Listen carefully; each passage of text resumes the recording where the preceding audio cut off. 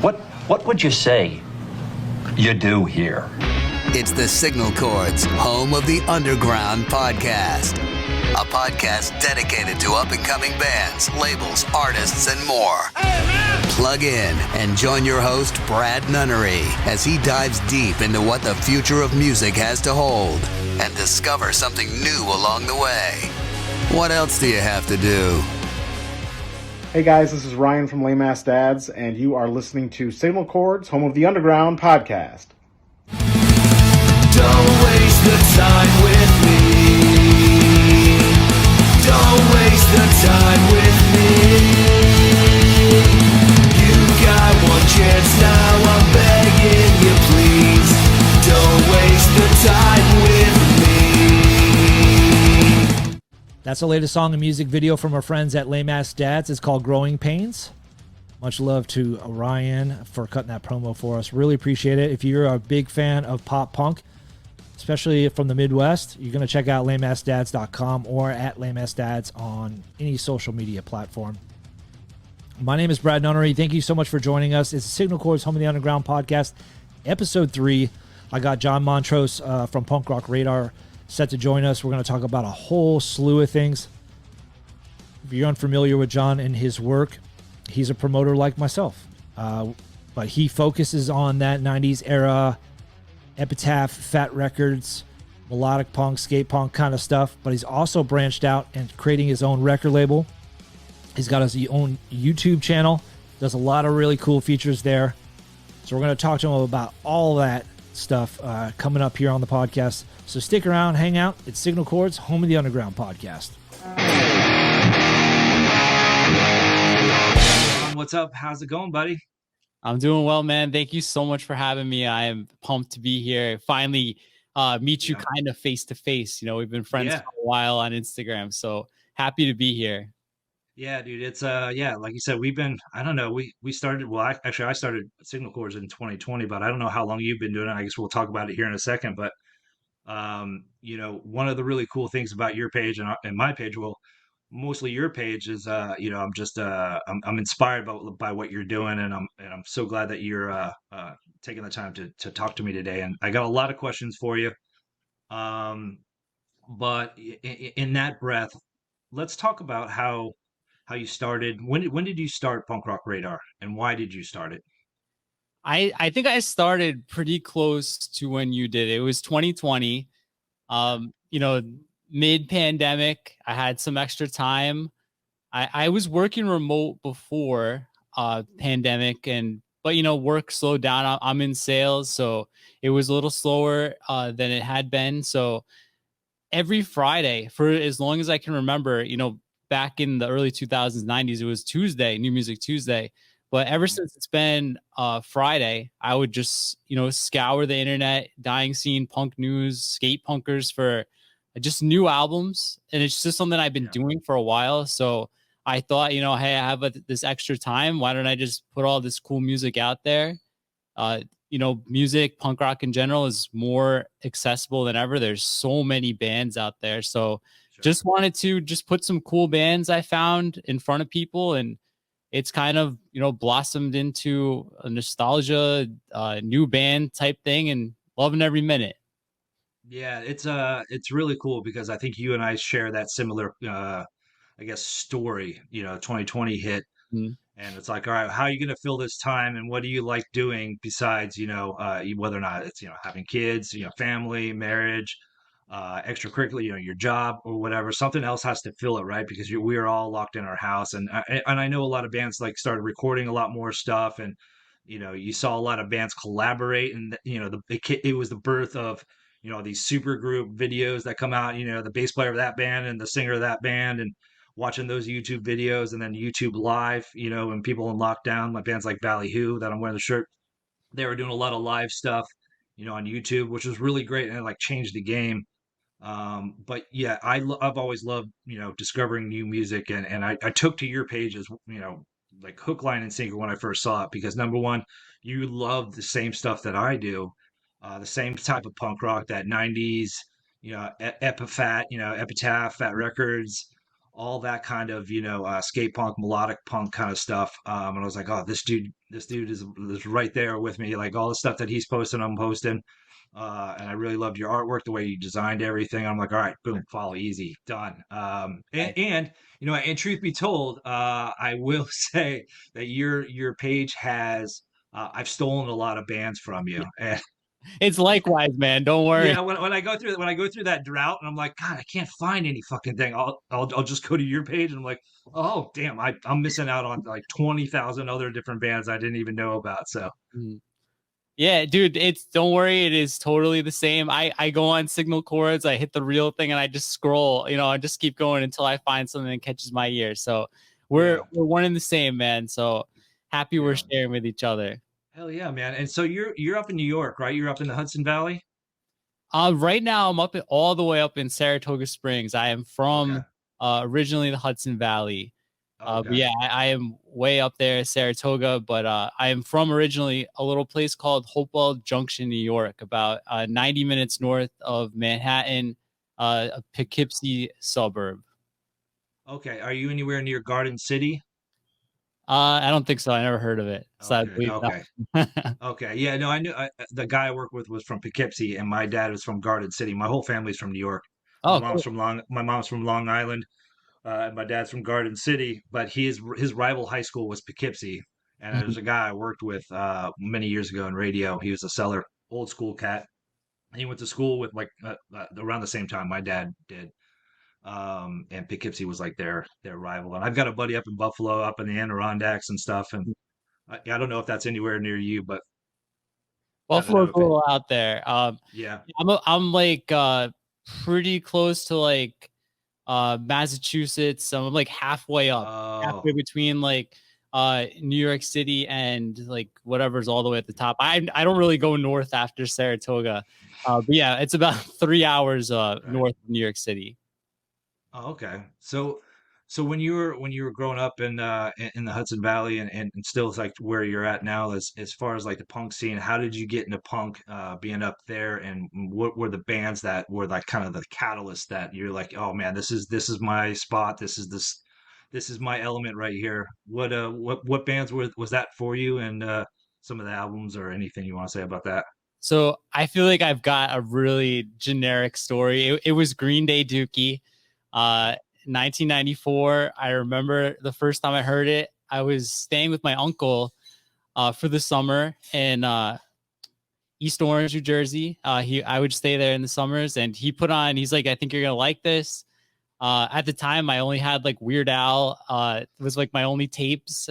So Yeah. he put it on, and I heard Basket Case. I heard When I Come Around, and I was like, God damn! Like I've never heard anything like this, and I love it.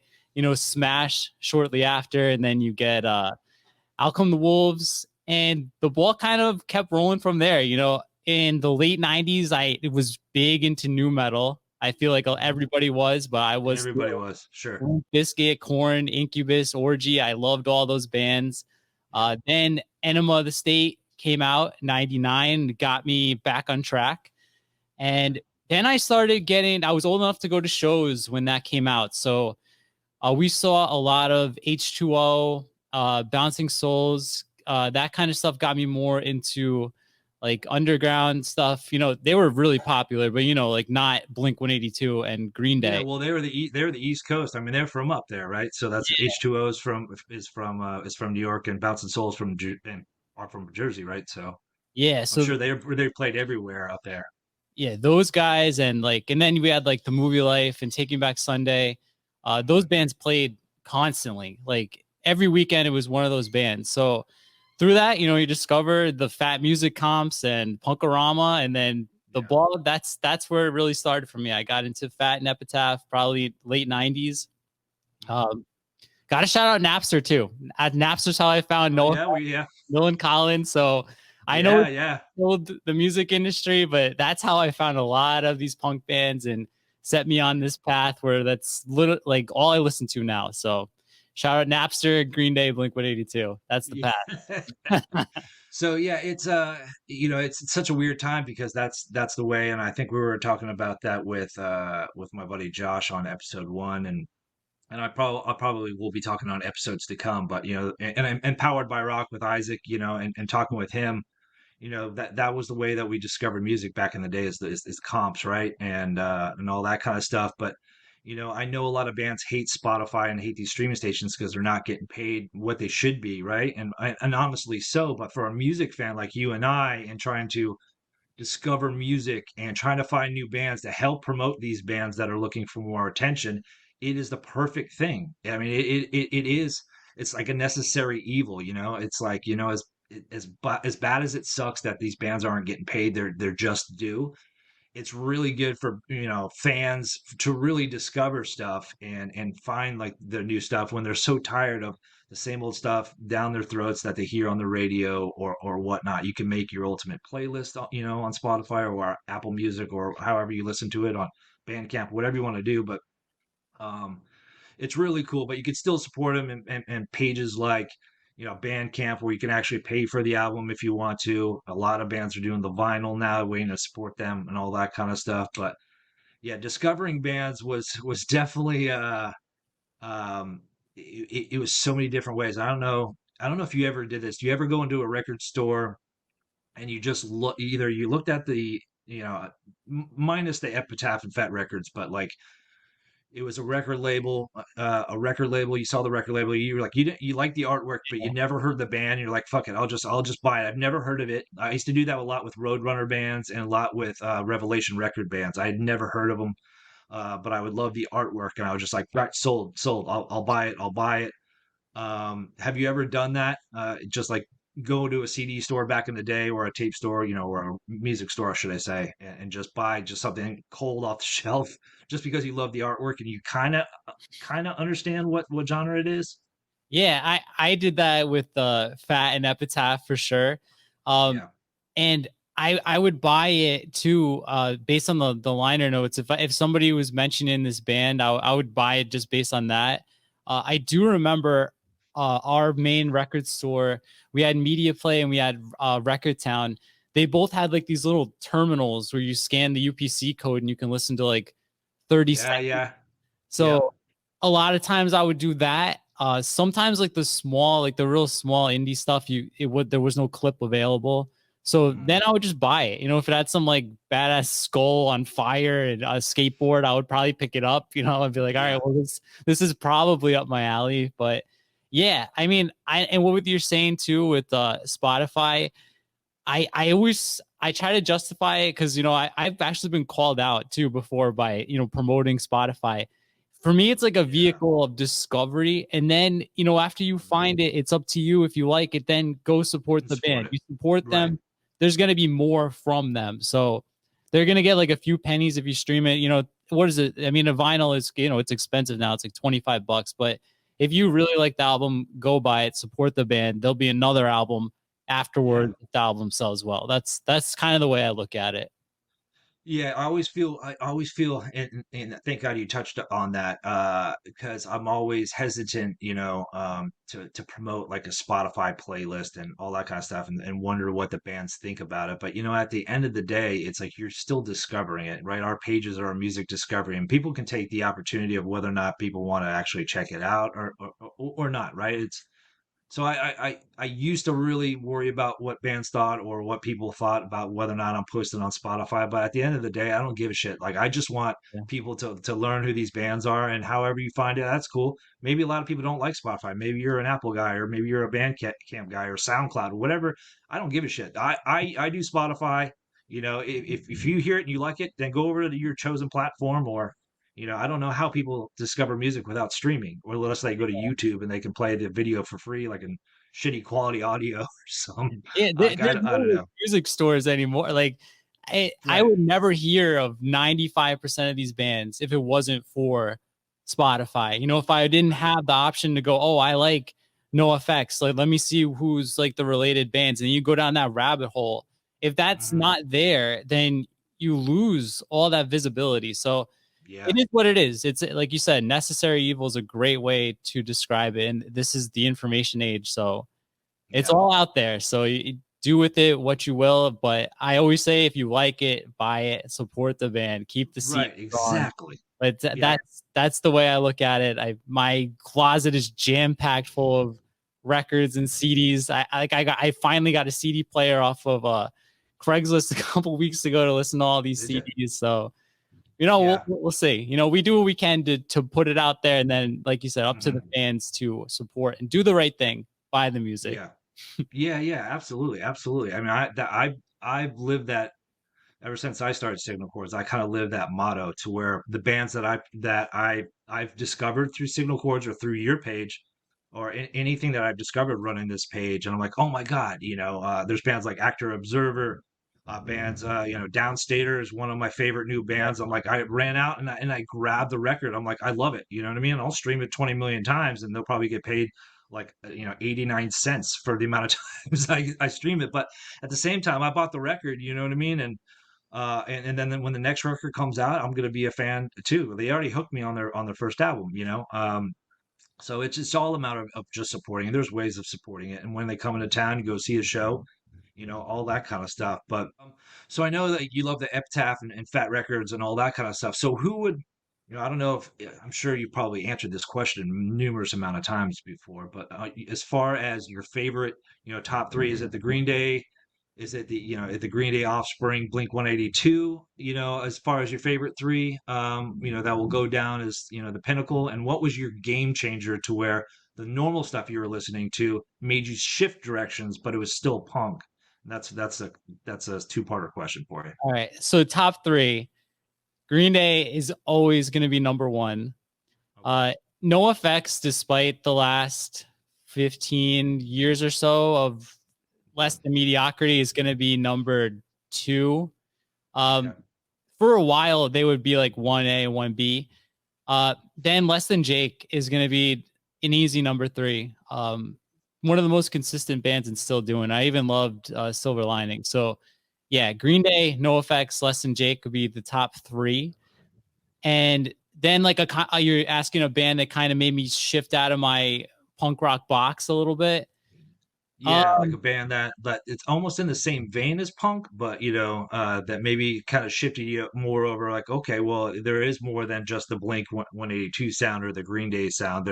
Like bands like Refused or Mhm. bands like The Hives, you know what I mean? Like bands that are like kind of different, and not that, that skate punk, melodic punk stuff that are just, kind of bands like that are kind of like, okay, cool. And then those bands eventually lead you to maybe a post-hardcore kind of stuff, or like kind of like gateway bands, you know what I mean? Yeah. If that makes sense.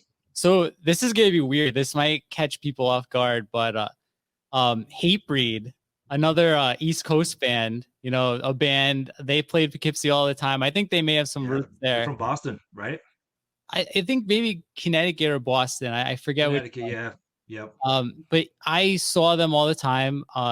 Jamie Josta, he's always been one of those guys that hangs out after the show. So I always kind of felt like a little connected with them. So from Hatebreed, I found a band from your neck of the woods in Florida, Evergreen Terrace, is like probably Oh my yeah. favorite Yes. hardcore band. And Love those dudes. it kind of got me into like Casey Jones, the side project, and then like Guns Up. I went through like a kind of hardcore phase in like 2008, 2009. I was listening to a lot because that was kind of what was really popular at the time. So, but I'm stubborn. My musical taste is pretty locked in. It's been that 90s sound, like that's 90% of what I listen to. Sometimes something will sneak through. If I'm in a bad mood, I'll throw on something fast and heavy. If I'm like just hanging out, I'll throw on like your shirt, Ballyhoo. I Yeah. love Detonate. And then a newer one, another one you introduced me to, I mentioned it on my favorite of the last 5 years, is Dinosaur Pile Up, dude. That Celebrity Mansions album is so good. And Yeah. it's Yeah. definitely a little different outside the box. That's my driving album. If I'm on the road, that Dinosaur Pile Up, Celebrity Mansions is a must Yeah. listen. Yeah. They you know what? I haven't heard too much from them. Have they released anything since that? Because that was a while. That was like a year ago, or at least a year ago since that record came out, right? That was 2019. They're Oh, so currently yeah, it's been like 2 or 3 years now. yeah, Yeah. they're in the studio. In March they posted a studio update, so I think it's coming out in November, December this year. I think. I hope. Sometimes those. I think they might be major labels, so sometimes there's some red tape, but fingers crossed it's this year. So on the same vein of your favorite bands and Gateway and all that kind of stuff. So in your opinion, what is your recipe for a really good song? What do you need in a punk rock song? And this is and I'm kind of foreshadowing because we're going to talk about Radar Records, the record label that you just started. And so this will be interesting, kind of foreshadowing, kind of, what you're looking for in bands. But let's dive into, just like the song in general. What song kind of catches your eye? What do you look for in a song? And what do you look in for like a vocalist or any kind of instrument you're looking for? Are you looking for lyrics? What makes a good song to you in your ears? So I'm a guitar player. So as much as I'd love to say, like some guy who can shred and it's got like this interesting riffs is important. For me, it all comes down to the melody and can it get stuck in my head? Can it sing along? That is the most important thing. Like some of my favorite songs are like 3 or 4 chords, and there's no soloing, there's no shredding. So I like to hear that, but I think first and foremost is the melody. It'll always be the most important thing. That's kind of how I don't really sway towards like straight up hardcore and like New York hardcore. A lot of that stuff I don't get into because there's not a lot of melody. But if I'm describing like a perfect song, it's it's got to have like a little bit of shredding, but Yeah. I need to hear that big catchy chorus. It's got to get stuck in your head. As far as the other stuff goes, I've tried drums before, but it's definitely not my thing. So I sometimes don't even notice if a guy is great or if it's auto drums. Like Dylan at Dying Scene, he's like, dude, these aren't even real drums, and I'll be like, dude, the drums are great. So yeah, it's all about melody and just catchiness and like 3 chords, 4 chords. I don't care as long as I could sing along and and lyrical content too. I don't care. I don't care what the song's about. I mean, like in this 90s punks, all these songs about, I don't want to get too vulgar, but you know what I mean? There's a lot of sexual songs in punk. I don't care what they're singing or whatever. Just melody is number one. Yeah, and I agree with that. I agree with that 110%.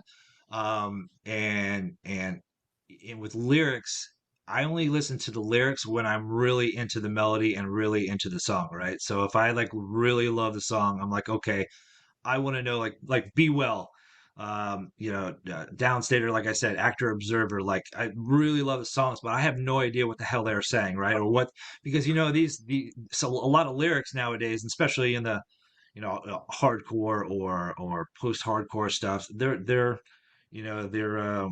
ambiguous, right? You don't know what they're talking about. Are they talking about this or that? It could mean 20 million different things, right? But when that melody hits and like you're really into the music, you're like, all right, cool.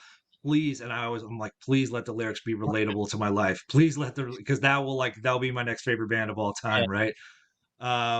And there's been a lot of bands as of late, which has been awesome. That I'll hear a really good song, I'll look up the lyrics, or I'll get the vinyl and I'll get the lyrics or whatever, and then I'll have a couple beers and I'll read the lyrics. I'm like, oh my god, this song is me, and or it's relatable, or at least I know what he's talking about. And even if I don't even know what it's talking about, I take away from it what I can, and I'll just concentrate on the music, like you said.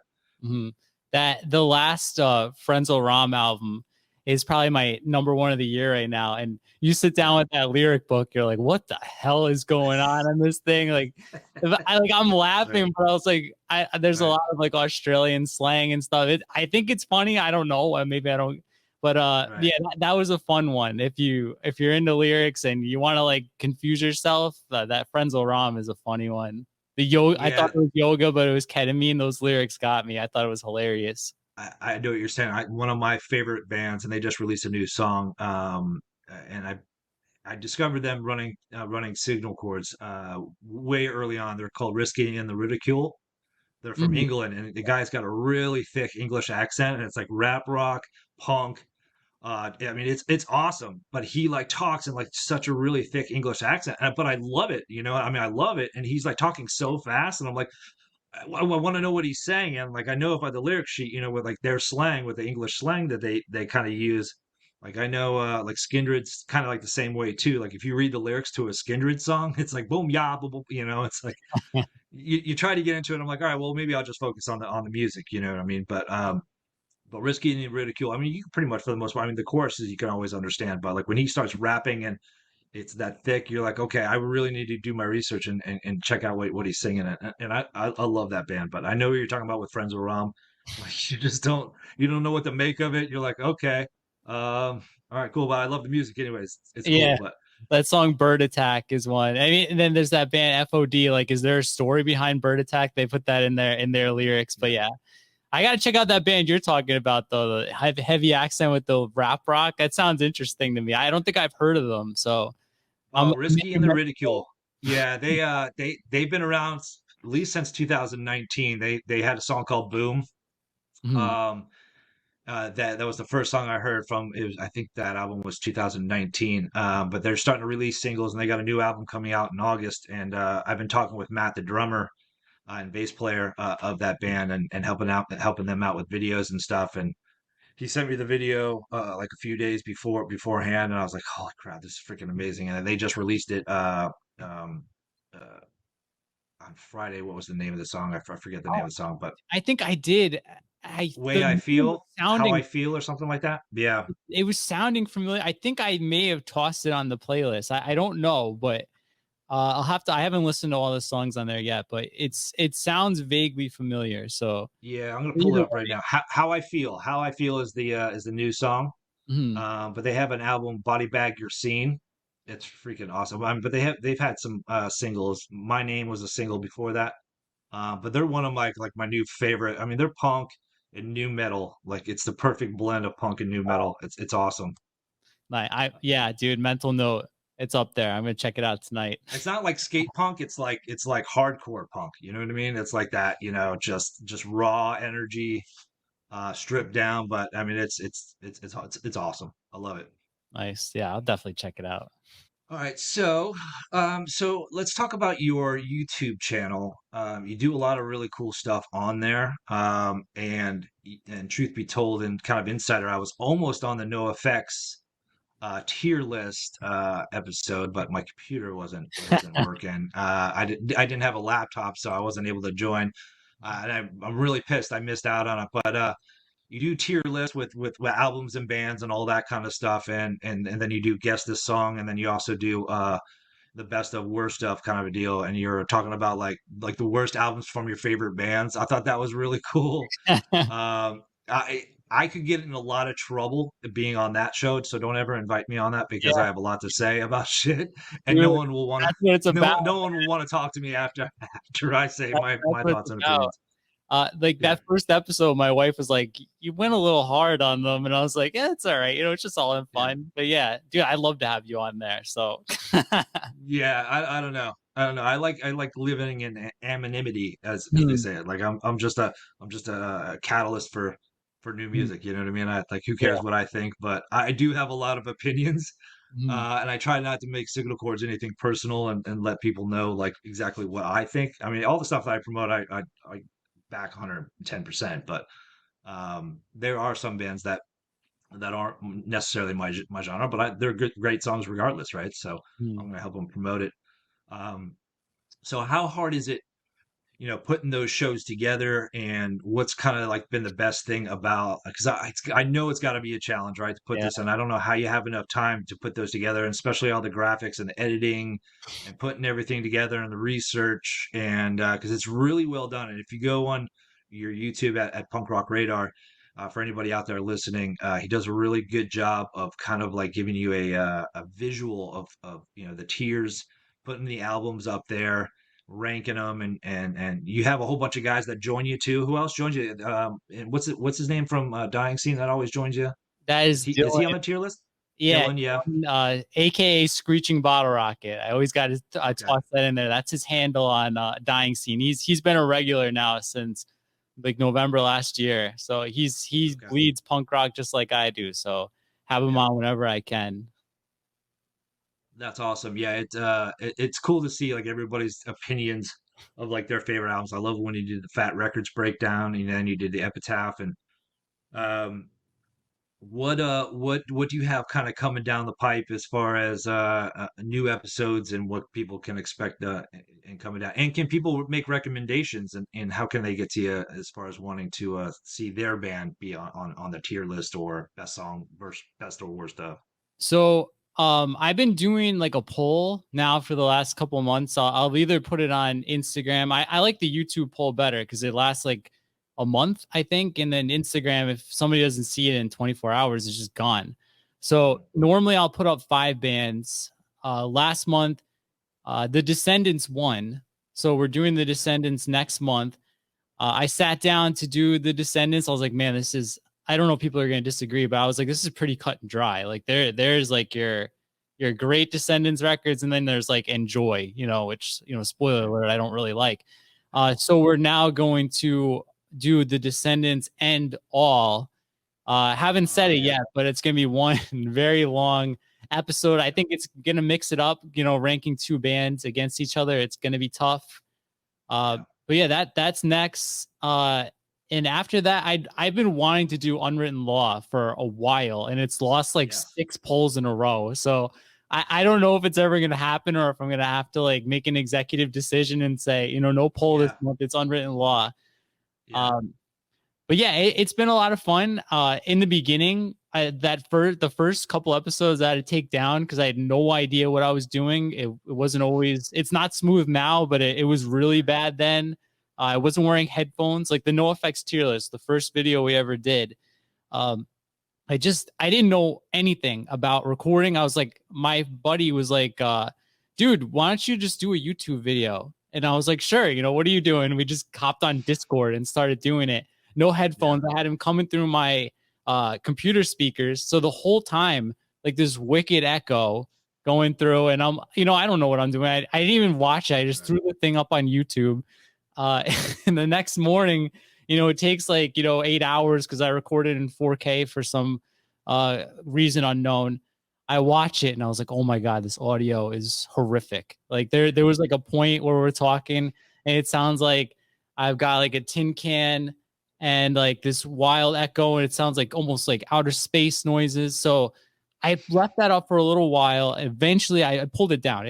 I was like, this is so bad. The Less Than Jake one isn't much better, but it's been a process, man. And you're brave for trying it. It probably consumes 20 to 25 hours a week for me, between the Instagram page and the YouTube. But I mean, punk rock is a lifestyle. I'm living it. So it's what I signed up for. Yeah, it's and I'm learning that as well. I think we were kind of talking about that before we started recording about like, starting these things off and starting these videos off and starting these podcasts. It's such a trial and error, and I think these first few episodes that I do with Signal Chords, at least the first like dozen of them, it's all trial and error, right? It's what works and what doesn't work, and all that kind of stuff, and just throw it up on YouTube. If it gets 50 views, who cares? Like no one sees it, just like my friends and family, whatever. As long as that's cool, but once you start figuring things out, that's kind of, you need to make those mistakes, right? You need to figure out what you're doing wrong and learn from those. And it's definitely a learning curve for sure doing running a page. And I know how much time it takes, and I see what that you do, the stuff that you do and the stuff that I do, and I compare. Yeah, so it's incredible, it's inspirational, and I want to thank you because you keep me on my toes as far as the way that you design things and look at things. So you're kind of inspiring to for me to keep up and try to make my posts or make my YouTube videos as best they can be. Because it's like if you didn't have people to kind of like hold on to, or just say, okay, cool, I want to do this but my own way and not completely rip you off, but just like try to do your own thing. I think if you don't have that, I think you'll fall at the wayside, right? You need something, to keep you driving, and with Isaac from Powered by Rock and you with Punkrock Radar, and there's a slew of other guys out there, guys and girls out there that are promoting the shit out of stuff, and it's just really cool to see. But I know the time it takes, and you've been killing it, man. So keep it up. I want to get more, and I want to eventually get on. I got the computer fixed, so Yeah, for sure. I wanted to show you a picture, and I was actually going to send it to you because I do have a picture with and I had a story about Tony Sly from No Use for a Name um, when you were going to do the tier list, and I had a really good story, and the picture is pretty funny. Uh, Tony Sly and Joey Cape were on an acoustic tour, and they played New Smyrna Beach, which is like the beach we go to all the time here, just pretty much 45 minutes away from Orlando, about an hour away. And they played like this beach bar, and they just acoustics, all that kind of stuff. And Tony Sly was walking around. And I was completely shit faced drunk, but at the time I was in the beer business. I had a beer route, and I was like humping beer, cases and cases of beer, and I was literally like 150 pounds soaking wet. Like I was frail. I looked like I was on crack. Like I just bony everything just because I was smoking cigarettes and drinking Mountain Dews all day. So the picture is a really horrible one of me, but I got a picture with Tony Sly, and I'm like, oh, cool. I'm like, but I can never show anybody because I look like a crack whore. Um, but I was gonna do it for your show. But the funny thing about that story is, I had met him many years ago when they were on tour with Limp and Dance Hall Crashers, um, and I think that was it. But yeah, it was one of the most amazing shows ever. This is when Chris Shiflett was still in the band. It was when Making Friends, the album, I think, yeah, Making Friends. Yeah, it was the Making Friends a tour cycle, and Limp's second record. They're on Guitarded Oh, and that Dance and underrated Dance. album, Guitar in. Oh, dude. Oh, that's one band I want to see get reunited, man. That's Yes. one band. There's a lot of bands reuniting nowadays, and we're going to talk about that. Don't let me forget because I want to talk about that. Um, but anyways, make a really long story short, that show in New Smyrna Beach with Tony Sly and Joey Cape from Lagwagon, literally 4 days later, that's when they found Tony, and Oh, he died. dang. So that was like the picture that I have with Tony Sly is literally like within a week before he passed away. He Oh, played like one or two. He like played one or two shows after that, and I was like, "Holy crap! We just saw him like 3 or 4 days ago. It might have been a week, but it was no longer than a week prior to." that's But yeah, I wild. mean, I got goosebumps about it, man. So crazy. Yeah, that is great. You're lucky. I wanted to go to that acoustic tour. I don't know if they came up here. I aside from festivals, I only saw No Use one time. They were opening for Sum 41 in like '02 or '03. And I'm kicking myself because I was talking about it on the show during the list. They came around like a couple times, and I just never got there. And then, you never know. And then you're never gonna see No Use and Tony Sly again. It's just that sucks. Yeah, It's one of my favorite bands. So that's a cool story though, man. You gotta cherish that picture. We've all got those embarrassing yeah, pictures. I've got a couple myself that I just keep hidden away in a binder, and I'm like, yeah, maybe I'll post these one day, but it's pretty bad. yeah, yeah. I'm always like, because I do cherish that picture, Mm. especially with the timing of everything.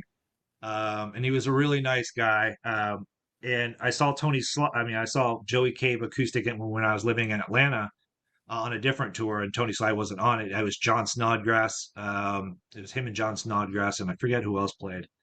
And it was a really small dive bar in Atlanta, and it was great. And like Joey Cave wound up like taking his guitar into the crowd and like singing. Everybody just crowded around him, and it was awesome. And then I'm hanging out with my wife at the bar, and Tony Sly, I mean, no, I cannot Tony Sly. Joey K walks up to the bar and orders a drink. I was like, freaking caper. It's the freaking caper. And my wife's like, shut up. Like I always say, caper, caper. Um, Yeah, so he gets a drink, and I go over to him. I'm like, hey, can I get your autograph? Blah blah blah. And he's like, yeah, get me after this. Blah blah blah. And it was he was kind of being nice, but he was brushing me out because I was making an idiot out of myself. But never got a picture with him. I think I wanted to get a picture. I didn't want to get an autograph. And he was like, "Yeah, I'll be back. I'll be back in a little bit." And then I think he ghosted back in the backstage. So that was my one thing about Joey K. But yeah, it's good to see them. It's really cool when they do those tours. I'm not a huge fan of the acoustic stuff. I don't know what you feel. with punk rockers, going acoustic and stuff. Sometimes it works, maybe on a track or two, but like a full album of stuff, I just sometimes most times it's a miss for me. What do you think about when It, skate punkers go acoustic? What's your thought on that? I've ranted about this before. And in the streaming era, guys, do not put that acoustic song on the album. Do not do an intro song. Do not do an outro song. Spotify can put that one song on people's release radar for your album, and they're gonna be like, "Oh, I heard that band. They suck." Like, don't put the acoustic song on the album. That's my opinion. If you want to do like you all guys sit together powwow style and put a video on YouTube, that's fine. In this day and age, it is a dangerous business to put that song on the record because you get one impression. There's Yeah. 20 million punk rock bands. If the first time somebody hears you is that acoustic song, you could be dead in the water for them. Yeah. And I'm not going to say names, but there was a band that came a couple weeks ago on my radar, and I heard this song and I was like, what the hell? Like, this sucks. And I thought these guys were good, off the list. And not only did they have that, they had an intro that was just like ambient noise, outro ambient noise.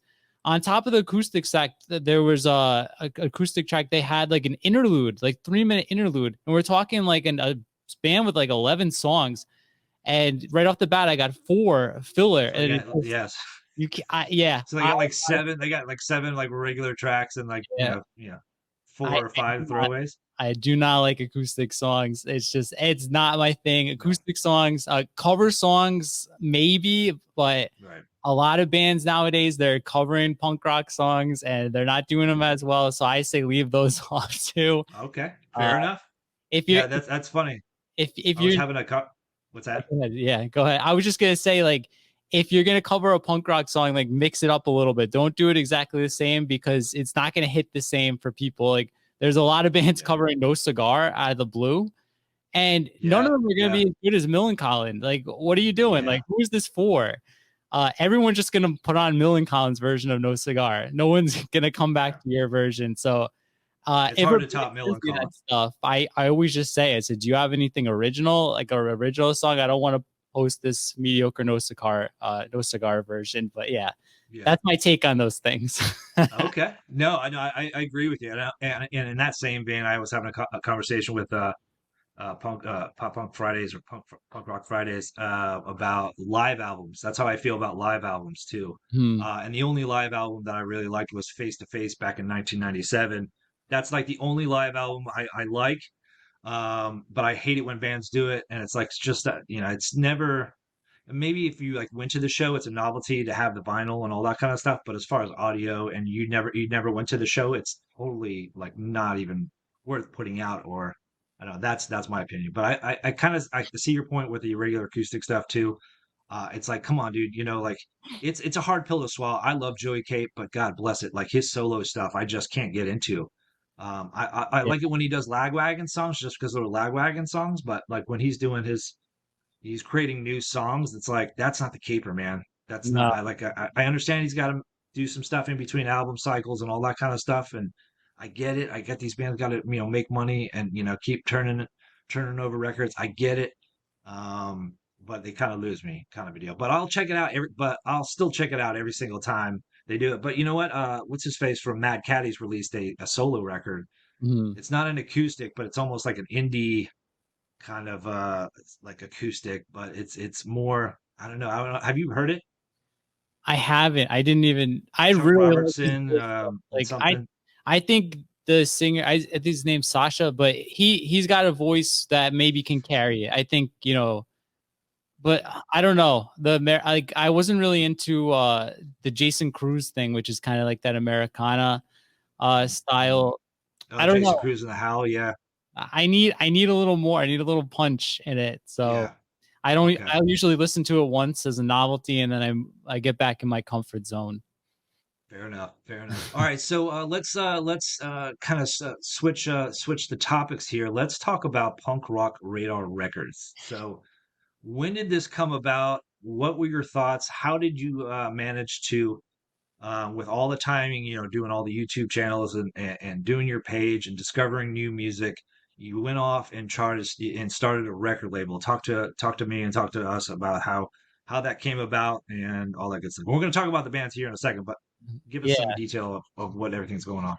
So I reached out to Johnny from Cat's Claw because Cat's Claw Records based in Bristol, UK, and he was putting out all this awesome music, and I felt like we were just seeing eye to eye. He signed like Making Friends and Shackleford and On a High to Nothing, all these bands. I'm like, man, this guy's got an ear. So maybe like 2021, I reached out to him. I said, dude, you ever want to like partner up and have like just like a house, like a distro in the US? I'm your guy. And I didn't really think about it after that. It was really just like tapes, and you could still get like a tape produced for like a few dollars. So I was like, oh, maybe, whatever. I'll get to like help out bands I like and work with Johnny. And I didn't hear back really on that for like a year. And then like late 2022 rolls around. He's like, dude, are you still down to like do something? I was like, yeah, man, sure. Like whatever. And he's like, I got the Cheap Pops and Look at Martians. They want to do like a split on vinyl. And it's been like a pipe dream of mine to like start a label since as long as I can remember. Like since I was in like high school, it's been like a little just, maybe one day I could do it. And I just got to thank Johnny, man. Johnny at Cat's Claw. He kind of held my hand through this whole thing. I really he finds the bands majority of the time. He sends me the demo. You into this? Thumbs up, thumbs down. And if I like it, we partner and do it together. But that's really it, man. Like he kind of has been walking me through this whole process. I'm learning as I go, just like the Instagram and the YouTube. It's baby steps, but I'm having a blast. My closet space isn't doing great, but I mean, I'm having fun doing it. Well, are you getting a lot of product to ship and all that kind of stuff? So you're the distributor for the US, right? For these bands? I'm the label and the distributor for some bands, and then others I just take on like his stock. But yeah, I'm in like an 800 square foot apartment, so like space is very valuable. So even if I don't have a lot of stuff, like it's taking up some space. So yeah, but distro for his Cat's Claw stuff before me, and then label distro for 2023 and on. Okay, cool. So I'm gonna run down some of the bands that you're working with, and we're gonna talk about. Let's talk about some of the songs because there's some videos out there that are really good, and I want to highlight some of these bands and talk about these bands. But some of the bands you're working with, and I know that they're predominantly overseas. And I don't. Are you doing any U.S. bands right now, but that's the goal, right? Probably to get some U.S. bands. I tried a couple, and it's hit or miss. I tried one or two, and it didn't work out. But every band right now is overseas. That's just the way it worked out. There's a lot of great bands. UK. Well, I mean, to get distribution in the US for like if you're in the UK or if you're in France or whatnot or Belgium or whatnot, and you're trying to get US distribution in the US, and you're just a smaller band, but like you want to put something out. I mean, that's killer, man. That's clutch for them, and those guys would be jumping on it. So I could probably understand where it's a little bit harder in the US, right? Because they can go, to anybody to be able to do it. That's the thing, right. Do they need your help to go overseas to like England and and all that kind of stuff? Is there like that angle for like bands that are wanting to do that? That's gonna be the pitch going forward. To be like, I've got all these label friends over there now that we kind of, that's what's cool. Like in nowadays, all these labels, it's just like guys like me, that are passionate about the music, but we don't have a warehouse, we don't have like a big business. It's just a couple guys with US, Canada. I'm doing stuff with High End Denim in Canada, Cat's Claw, and then we got Water Slide in Japan. Just all over the world. We work together and we just get the record in all these spots. We get like 10, 15 copies a piece, so it's not a big burden. And then that band is got like international visibility. So it's kind of cool. And that was kind of the goal. And eventually we'll get some US bands on there. Just hasn't fallen that way as of yet. But there, you know what? And I spent this week listening to the bands that you have been working with. And forgive me, I know there's a whole bunch of different record labels that you're partnering up on. So I'm like, oh Mm. man, that's a lot of research because I know there's a whole bunch of different labels because I know you're working with a whole bunch. But one of the bands I wanted to talk about that really kind of struck me. I'm like, oh, okay, all right, I see. This is like right in my wheelhouse. Is a band called Weekend Cigarettes. They have a song, "Your Life Is Getting Over," and this is a little clip of their video right here. Check it out. You don't breathe, but you can see all your life through the mirror. Smoke your last cigarette, your life is getting over. Whoa, give me another chance. Whoa, you'll always remember them. So tell me about this band. Where are they from? What kind of band? What drew you to these guys and wanting to work with them, and how did you get associated with them? So this is one of two bands that is just Punkrock Radar. I didn't work with anyone else. Weekend Cigarettes, I gotta say, they are the nicest band like I've ever met. Super cool guys. They actually reached out to Dylan at Dying Scene. They said, "Hey, we're looking for some label in the U.S. to carry our record, the Chosen One." And Dylan knew that I had, I was, kicking the wheels on a label, and I Yeah, liked the record. I had posted it, so he reached out to me, and I, talked to the band, and I was like, "Dude, I'm into this." The same song you said, I love that song. yeah, They've got like a Rise Against Bad Religion vibe, so yes, I was all yes, about it. right. Um, and I talked to them. I'm telling you, this super cool, nicest band. They sending me videos when it came, like all happy. Thank you, Punkrock Radar, and they're working on a new thing already. So I'm excited for that. I told them, your family now, whatever you do, I'm gonna be part of it. Hey, you need anything, but yeah, just super cool band. If you guys are out there and you like Rise Against and Bad Religion, I definitely urge you to check them out and support some of the nicest guys you're gonna find in the punk rock community. Hell yeah, man. Yeah, that's they're a killer. I really like that record a lot.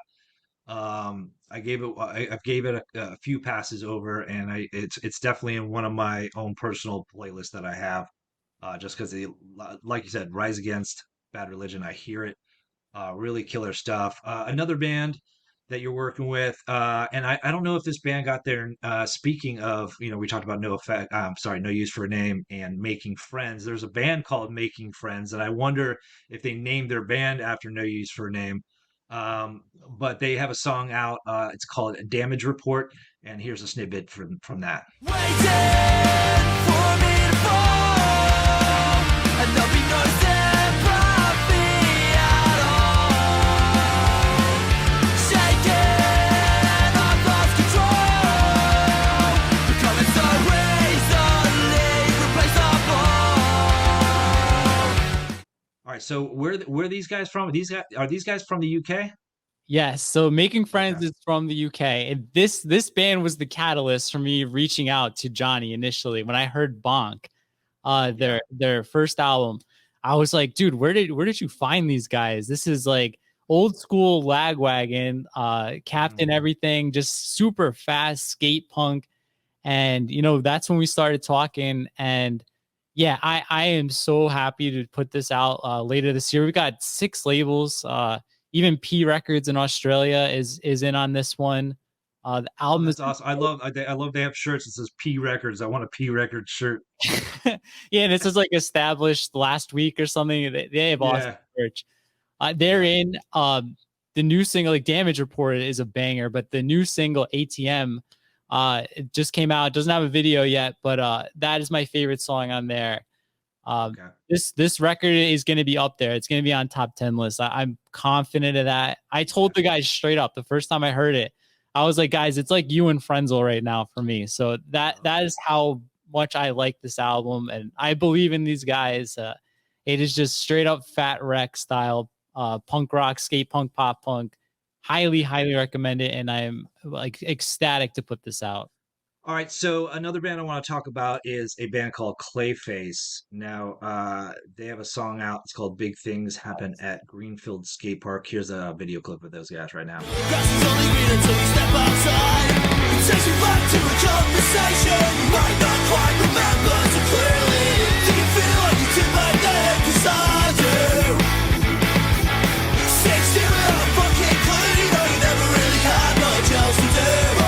Do you feel like you did back then? So this band's really cool. I like this band. This band's a little bit more unpolished, and I don't say that as a bad way, right? It's the music just sounds raw and like in your face, and that's what I really love and or noticed about this band. Tell me about these guys.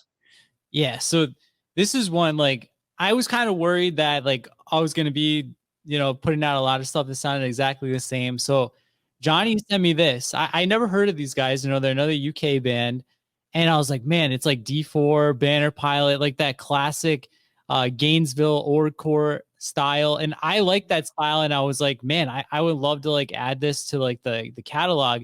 And the song you played, man, that is a clear standout for me. That is a song that got me hooked. There's another one, Employee of the Year, another one I recommend from this. It is the best Orcore album of the year. I could say that with confidence. I know there's been a lot, but yeah, another really cool band. This is the vinyl is coming. It's been stuck in customs for a month now. I've been posting updates on Instagram. I've been bothering FedEx now like daily. It'll be here probably by the time this episode is up. So yeah, the vinyl is in stock. If you like D4 and Banner Pilot, check them out. Yeah, I love Banner Pilot. That's one of the bands that I wish would make 20,000 more records, but we have to wait like 10 years between album Yeah, where are cycles. they? Dude, I don't know. Like one of them is like a second guitar player for Green Day, and like the other guy started like a side project, and I have it's no not idea. very good. That Yeah, is to me, damn. it's something that he's in some kind of other like big band, like the guitar player. I'm pretty sure I might be wrong in the band name, but I remember going, "Oh crap!" Like he's in Banner Pilot and he's in that band too. But it was a Green Day-esque band. I could be wrong, but I'll have to look it up. But Yeah, that's awesome, man. that would explain it because it's been like what 9 years I want to say since they've had an album. Yes, it's what is it, Souvenir? One of the Yeah, yeah. yeah. I mean, I love that band. I wish that band would just like, God bless it. And I try to get the vinyl, and I try to look for the vinyl on Discogs and all that kind of stuff. It's one of those really hard to find, and I don't know why Fat Records doesn't put that out or put those out because they put out everything else out under the sun, Hmm. and they're always sold out. But anyways, I digress. So one of the last bands that we have a music video lined up, and then we're going to talk about a split that's coming up as well. But I really love this band too because like the band's called Baxter and the song's called Between Punk and Bourgeoisie. Here's a sample of it for you guys. Between punk and bourgeoisie, the riots only on TV. I always thought I'd have the key to the self-made life to be free.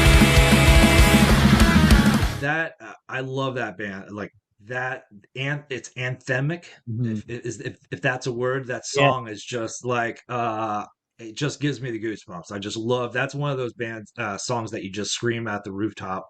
I love that song. So tell me about these guys. Okay, so this is the other band that I just I found these guys. This is very very rare.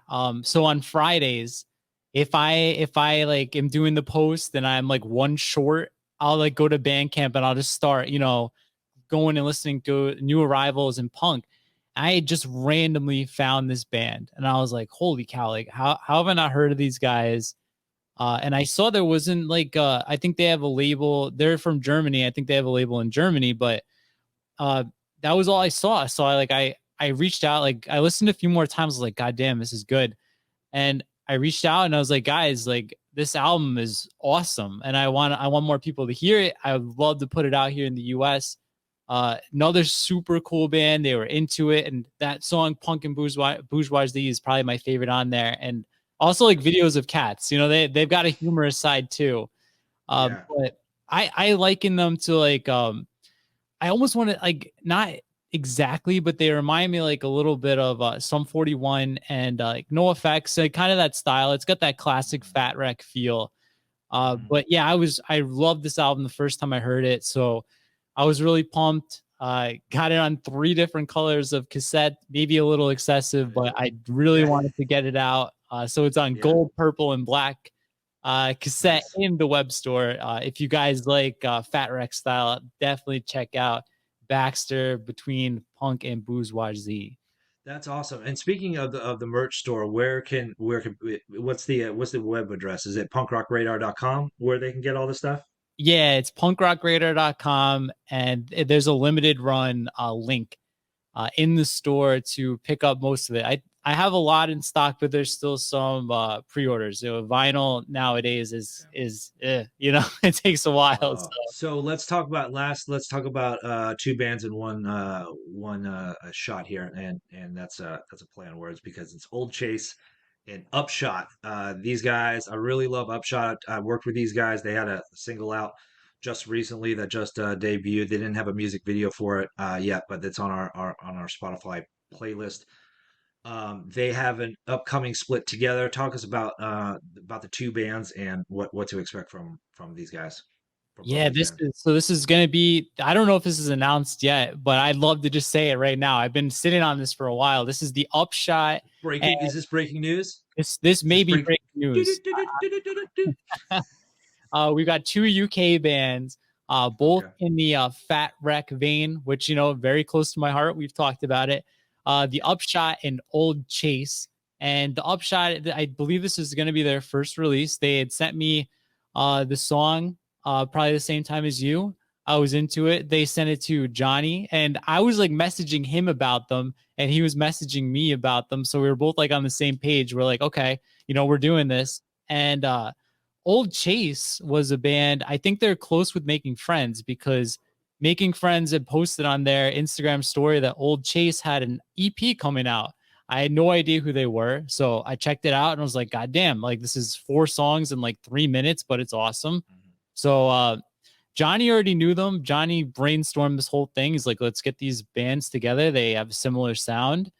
And it's going to be the split series too. The goal is to have like international split series, kind of like BYO used to do back in the day. And this is going to be part 2. And I think both these bands have like that No Effects sound that people love. Yeah, and check them out. Old Chase has got a couple of videos. They're in the studio currently recording their tracks for the split. And the Upshot's got 3 songs out from it already, so you can get a good taste of what they're about. It sounds like you're a busy guy with all these bands. Now, has my follow-up question while you were talking, I'm like, oh man, I have to ask him this. So, has this opened the floodgates? And you were talking about how you think Old Chase knows Making Friends, and they reached out to you. Has this, now that you've gone down the path of creating this record label, are you being bombarded by bands now? Barking at your door for anybody over in Europe. Obviously, I know you're having some slowness with U.S. bands, but has that opened the door? Is it is it getting busier? Or in the second question, the second part is how if a band wants to reach out to you and be considered to be on your label or work with you and any other labels that you're working with, how can they do that? So the first part, it really hasn't. I mean, I'll be the first to admit I am horrible at answering direct messages. So maybe it is. I haven't noticed it yet. I usually answer my DMs on the weekends and just let it build up because during the week I'm just pretty busy with work. And it's funny, dude. Like, I'll answer a message. I'll be like, "Hey, I'll check out the song after work," and they're like, "Oh, this isn't your job," and I'm like, dude, like, where do you think, like, how could this possibly be my job? But anyway, I think that's funny every time somebody says that to me. But yeah, it may be building up. I rarely check those like hidden messages just because it gets kind of daunting. What has opened up which is cool, is like labels from other parts of the world asking to partner from bands they had already found. Unfortunately, like with the Cat's Claw stuff, we're kind of like jammed for, we've got like 4 more releases planned for this year. So I don't have a lot of room or finances to do any more this year. But if bands do want to reach out, there is a spot on the website to contact, or just punkrockradarr@gmail.com. I do listen to every single thing that bands send me eventually. Sometimes it takes quite a while, but I watch every music video you guys email me. I listen to every Spotify link, except there is one thing. And Brad, I don't know if this bugs you. If a band sends me just a link with not, hey, how you doing? Hey, we're a punk band from North Carolina. Just a link, I might not click it because it bugs me just a little bit. That just put in that little extra effort. Let me know you're a human and what's music or something. You know, that's the one reason I might not listen. Yeah, 9 times out of 10, everybody's mad cool. Like, hey, we love your page, or hey, I'm just reaching out. You know, we got a new song, kind of a deal. And that's 99% of the time. But there are like, you know, maybe bands that are maybe still wet behind the ears of like, okay, you can't just like send links and we're gonna be like, oh, this is great. You know, like you have to build like some kind of relationship. You know what I mean? Like you have to sell yourself, and you're not really selling yourself, you know, just by providing a link and going, hey, check out my shit. You know what I mean? I'm like, I'm not, Dude, you know, you and I both have full-time jobs. We don't have time to just click on links, and with spam and stuff. And you're just going to send me a link? No, son, I'm not going to, I'm not clicking on it. And what's funny is those are the bands that like 2 hours later be like, what'd you think? You know, you know what I mean? Yeah. All the high maintenance, right? It's like, all right, like first of all, I didn't even know what this was, so I didn't click it. But second of all, give me a minute. But yeah, that's how you reach out to me, punkrockradarr@gmail.com. Just DM at punkrockradarr or the link on the website. Any of those, I'll read it eventually. Okay, perfect. Well, John, thank you so much for taking the time. I really appreciate talking to you. Finally, awesome to talk to you face to face instead of on an instant message and living vicariously on you through your posts and all that kind of stuff. But thank you for joining the podcast, man. I appreciate it. It is my pleasure, and I can't wait to hear your takes on worst albums, because I'm definitely gonna take you up on that. Now that you said you're I am curious, man. I want to hear some rants from Brad. So yeah, okay, yeah. Well, I will know I will be unfollowed by as many as 3,000 people the next day once people watch that episode. So maybe that's the promo teaser for the episode.